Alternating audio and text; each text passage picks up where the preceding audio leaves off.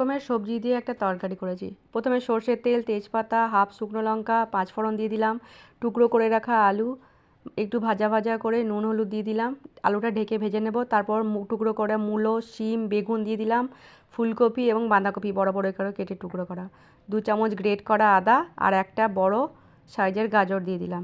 তারপরে একটু ভাজা ভাজা করার পর আমি নুন হলুদ দিলাম। নুন হলুদ দিয়ে এবার ঢেকে আমি তরকারিটা রান্না করব কিছুক্ষণ।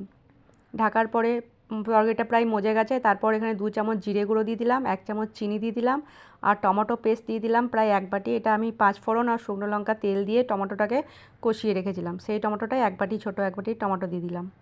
এখানে টমেটো দিলে বেশি স্বাদ হয় তরকারিটা। তারপর টমেটো দিয়ে একটু কষিয়ে নেব। কষিয়ে নেওয়ার পরে জল দিয়ে ঢাকা দিয়ে ফুটিয়ে নেব। ফুটিয়ে নিলে রেডি হয়ে যাবে আমার স্বাদ মিশালি তরকারি।